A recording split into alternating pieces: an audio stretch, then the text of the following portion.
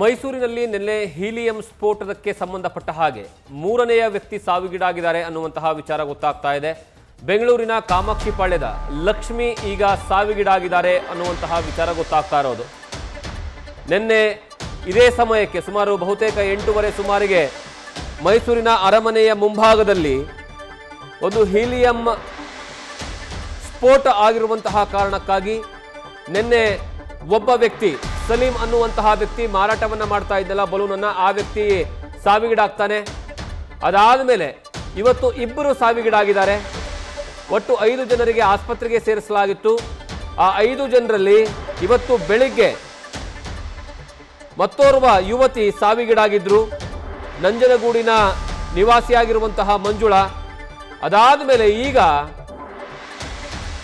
ಬೆಂಗಳೂರಿನ ಕಾಮಾಕ್ಷಿ ಪಾಳ್ಯದ ನಿವಾಸಿಯಾಗಿರುವಂತಹ ಲಕ್ಷ್ಮಿ ಮೃತಪಟ್ಟಿದ್ದಾರೆ ಅನ್ನುವಂತಹ ವಿಚಾರ ಗೊತ್ತಾಗ್ತಾ ಇದೆ. ಈ ಮೂಲಕವಾಗಿ ಒಟ್ಟು 3ಕ್ಕೆ ಸಾವಿನ ಸಂಖ್ಯೆ ಏರಿಕೆ ಆಗಿದೆ. 2 ಮಹಿಳೆಯರು, ಒಬ್ಬ ಸಲೀಂ ಅನ್ನುವಂತಹ ವ್ಯಕ್ತಿ ಸಾವಿಗೀಡಾಗಿದ್ದಾನೆ. ಇವರೇ ಲಕ್ಷ್ಮಿ. ನಿನ್ನೆ ಮೈಸೂರು ಅರಮನೆಯನ್ನು ನೋಡಬೇಕು ಅನ್ನುವಂತಹ ಕಾರಣಕ್ಕಾಗಿ ಲಕ್ಷ್ಮಿ, ಅವರ ಜೊತೆಗೆ ಅವರ ಮಗಳು, ಅದರ ಜೊತೆಗೆ ಇನ್ನೂ 2 ಅವರ ಗೆಳತಿಯರು ಮೈಸೂರಿಗೆ ಹೋಗಿರ್ತಾರೆ. ಮೈಸೂರಿನಲ್ಲಿ ಅವರ ಕುಟುಂಬಸ್ಥರಿರ್ತಾರೆ. ಅವರ ಮನೆಗೆ ಹೋಗಿ ಅದಾದ ಮೇಲೆ ಸಂಜೆ ಮೈಸೂರು ಅರಮನೆಯನ್ನು ನೋಡಬೇಕು ಅನ್ನುವಂತಹ ಕಾರಣಕ್ಕಾಗಿ ಅರಮನೆಯ ಮುಂಭಾಗದಲ್ಲಿ ಹೋಗುವಂತಹ ಸಂದರ್ಭದಲ್ಲಿ ಏಕಾಏಕಿ ಆ ಬ್ಲಾಸ್ಟ್ ಆಗಿರುವಂತಹ ಕಾರಣಕ್ಕಾಗಿ ಈ ಮಹಿಳೆ ನಿನ್ನೆ ಗಂಭೀರವಾಗಿ ಗಾಯಗೊಂಡಿದ್ರು. ಅವರನ್ನು ಮೈಸೂರಿನ KR ಆಸ್ಪತ್ರೆಯಲ್ಲಿ ಚಿಕಿತ್ಸೆಯನ್ನು ಕೊಡಲಾಗ್ತಾ ಇತ್ತು. ಆದರೆ ಮಧ್ಯಾಹ್ನ ಬಹುತೇಕ ಹೋಗಿರುವಂತಹ ಇವ್ರನ್ನ ನೋಡಿರುವಂಥವ್ರು ಎಲ್ಲರೂ ಸಹ ತುಂಬ ಕ್ರಿಟಿಕಲ್ ಇದೆ ಅನ್ನುವಂತಹ ವಿಚಾರನ ಹೇಳ್ತಾ ಇದ್ರು.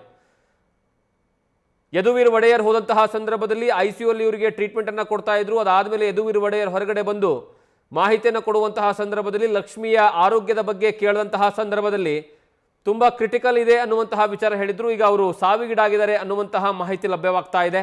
ಈ ಬಗ್ಗೆ ಹೆಚ್ಚಿನ ಮಾಹಿತಿಯನ್ನು ನಮ್ಮ ಪ್ರತಿನಿಧಿ ರವಿ ಪಾಂಡವಪುರ ಕೊಡ್ತಾರೆ. ರವಿ, ಈಗ ಸದ್ಯದ ಮಟ್ಟಿಗೆ ನೋಡ್ತಾ ಹೋದ್ರೆ ಲಕ್ಷ್ಮಿ ಅವರ ಸಾವಿನ ಬಗ್ಗೆ ಸುದ್ದಿ ಬರ್ತಾ ಇದೆ. ಉಳಿದಿರುವಂತಹ ಯಾರೆಲ್ಲ ಇದ್ದಾರೆ, ಅಂದ್ರೆ ಯಾರಿಗೆಲ್ಲ ತೊಂದರೆಗಳಾಗಿದೆ, ಯಾರಿಗೆಲ್ಲ ಆಸ್ಪತ್ರೆಯಲ್ಲಿ ಚಿಕಿತ್ಸೆಯನ್ನು ಕೊಡಲಾಗ್ತಾ ಇದೆ, ಅವರ ಪರಿಸ್ಥಿತಿ ಹೇಗಿದೆ ಅಂತ? ಜಗದೀಶ್, ಪ್ರಮುಖವಾಗಿ ನಿನ್ನೆ ರಾತ್ರಿ ಮೈಸೂರಿನ ಅರಮನೆಯ ಮುಂಭಾಗದಲ್ಲಿ ನಡೆದಂತಹ ಹೀಲಿಯಂ ಸಿಲಿಂಡರ್ ಸ್ಫೋಟ ಪ್ರಕರಣದಲ್ಲಿ ಈಗ 3ನೇ ಸಾವಾಗಿದೆ. ಬೆಂಗಳೂರಿನ ಕಾಮಾಕ್ಷಿ ಪಾಳ್ಯದ ನಿವಾಸಿ ಲಕ್ಷ್ಮಿ ಅವರು ಮೃತಪಟ್ಟಿದ್ದಾರೆ.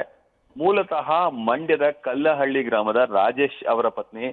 ತನ್ನ ಜೀವನವನ್ನ ನಡೆಸಲಿಕ್ಕಾಗಿ ಬೆಂಗಳೂರಿನಲ್ಲಿ ಆಟೋ ವೃತ್ತಿಯನ್ನ ನಡೆಸ್ತಿರುವಂತಹ ರಾಜೇಶ್ ಅವರು ಮಕ್ಕಳು ಮತ್ತೆ ಪತ್ನಿಯನ್ನ ಮೊನ್ನೆ ಮೈಸೂರಿಗೆ ಕಳುಹಿಸಿಕೊಟ್ಟಿದ್ದು. ಕ್ರಿಸ್ಮಸ್ ಹಿನ್ನೆಲೆಯಲ್ಲಿ ಅರಮನೆಯ ಮುಂಭಾಗ ಬಂದಂತಹ ಸಂದರ್ಭದಲ್ಲಿ ಸಲೀಂ ಅವರ ಬಳಿ ಬಲೂನ್ ಅನ್ನ ಖರೀದಿ ಮಾಡುವಾಗ ಏಕಾಏಕಿ ಸ್ಫೋಟಗೊಂಡಿತ್ತು.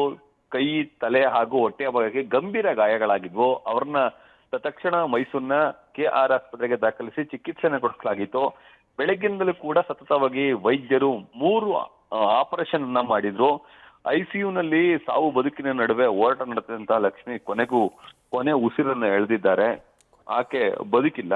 ಇನ್ನು ಈ ಸಂಬಂಧ ಈಗಾಗಲೇ ಅವರ ಕುಟುಂಬಸ್ಥರ ರೋದನ ಮುಗಿಲು ಮುಟ್ಟಿದೆ.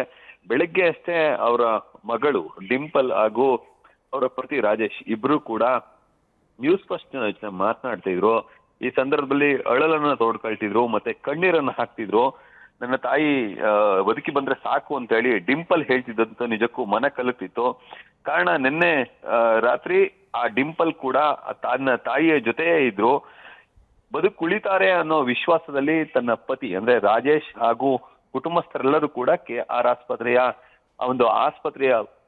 ಆಕೆಯ ಬೆಡ್ ಸಮೀಪವೇ ಕಾದು ಕುಳಿತಿದ್ರು. ಆದ್ರೆ ಅಂತಿಮವಾಗಿ ಈಗ ವೈದ್ಯರು ಆಕೆ ಬದುಕುಳಿದಿಲ್ಲ ಅಂತ ಹೇಳಿ ಮಾಹಿತಿಯನ್ನ ನೀಡ್ತಿದ್ರೆ. ಇದರಿಂದಾಗಿ ಕುಟುಂಬಸ್ಥರ ರೋದನ ಮುಗಿಲು ಮುಟ್ಟಿದೆ. ಜಗದೀಶ್, ರವಿ, ಇನ್ನು ಉಳಿದಿರುವಂತಹ ಗಾಯಾಳುಗಳ ಪರಿಸ್ಥಿತಿ ಹೇಗಿದೆ? ಒಟ್ಟು 5 ಜನ ಗಾಯಗೊಂಡಿದ್ರು, ಅದರಲ್ಲಿ 2 ಇವತ್ತು ಸಾವಿಗೀಡಾಗಿದ್ದಾರೆ. ಇನ್ನು 3ರ ಸ್ಥಿತಿ ಹೇಗಿದೆ? ಅವರು ಹುಷಾರಾಗಿದ್ದಾರೆ ಅಥವಾ ಹೇಗೆ? ಜಗದೀಶ್, ಪ್ರಮುಖವಾಗಿ ಈಗಾಗಲೇ ಕೊಟ್ರೇಶ್ ಅವರು ಮೈಸೂರಿನ KR ಆಸ್ಪತ್ರೆಯಲ್ಲಿ ಚಿಕಿತ್ಸೆನ ಪಡೆದು ಡಿಸ್ಚಾರ್ಜ್ ಆಗಿದ್ದಾರೆ. ಅಂದ್ರೆ ಮನೆಗೆ ತೆರಳಿದ್ದಾರೆ. ಇನ್ನುಳಿದಂತೆ ಮತ್ತೊಬ್ರು JSS ಆಸ್ಪತ್ರೆಯಲ್ಲಿ ಸದ್ಯ ಚಿಕಿತ್ಸೆಯನ್ನ ಪಡೆದಿದ್ದಾರೆ. ಅವರು ಬದುಕ್ತಾರೆ ಅನ್ನೋ ಮಾಹಿತಿ ಇದೆ. ಅಂದ್ರೆ ಅವರಿಗೆ ಅಂತಹ ಪೆಟ್ಟೇನ ಆಗಿಲ್ಲ, ಕೈ ಮತ್ತು ಕಾಲಿನ ಭಾಗಕ್ಕೆ ಸಣ್ಣ ಪುಟ್ಟ ಗಾಯಗಳಾಗಿವೆ. ಆ ಕಾರಣಕ್ಕಾಗಿ ಅವ್ರಿಗೆ ಯಾವುದೇ ತೊಂದರೆಗಳಿಲ್ಲ, ದೇವರ ದಯೆ, ಅವರು ಬದುಕುಳಿತಾರೆ ಅಂತ ಹೇಳಿ ಪೊಲೀಸ್ ಅಂದ್ರೆ ವೈದ್ಯರು ತಿಳಿಸುವಂತ ಕೆಲಸಕ್ಕೆ ಮುಂದಾಗಿದ್ದಾರೆ. ಆದ್ರೆ ಮೂವರು ತೀವ್ರ ಸ್ವರೂಪದಲ್ಲಿ ಗಾಯಗಳಾಗಿದ್ದ ಕಾರಣಕ್ಕೆ ಸ್ಥಳದಲ್ಲಿ ಸಲೀಂ ಮೃತಪಟ್ರೆ ಆಸ್ಪತ್ರೆಯಲ್ಲಿ ಚಿಕಿತ್ಸೆ ಫಲಕಾರಿಯಾಗಿದೆ. ನಂಜನಗೂಡಿನ ಮಂಜುಳಾ ಹಾಗೂ ಬೆಂಗಳೂರಿನ ಕಾಮಾಕ್ಷಿ ಪಾಳ್ಯದ ಲಕ್ಷ್ಮಿ ಇಬ್ಬರು ಕೂಡ ಈಗ ಮೃತಪಟ್ಟಿದ್ದಾರೆ. ಜಗದೀಶ್, ಥ್ಯಾಂಕ್ ಯು ರವಿ, ನಿಮ್ಮೆಲ್ಲ ಮಾಹಿತಿಯಿಂದ. ನಿನ್ನೆ ರಾತ್ರಿ ನಡೆದಿರುವಂತಹ ಸ್ಫೋಟದ ಬಗ್ಗೆ, ಆ ಸಂದರ್ಭದಲ್ಲಿ ಸಲೀಂ ಅನ್ನುವಂತಹ ವ್ಯಕ್ತಿ ಏನಿದ್ನಲ್ಲ, ಆ ಸಲೀಂನ ಸಾವು ಸ್ಥಳದಲ್ಲೇ ಆಗತ್ತೆ. ಅದಾದ ಮೇಲೆ ಇವತ್ತು ಇಬ್ಬರು ಸಾವಿಗೀಡಾಗಿದ್ದಾರೆ ಅನ್ನುವಂತಹ ವಿಚಾರ ಗೊತ್ತಾಗ್ತಾ ಇದೆ. ಒಟ್ಟು ಸಾವಿನ ಸಂಖ್ಯೆ 3ಕ್ಕೆ ಏರಿಕೆಯಾಗಿದೆ.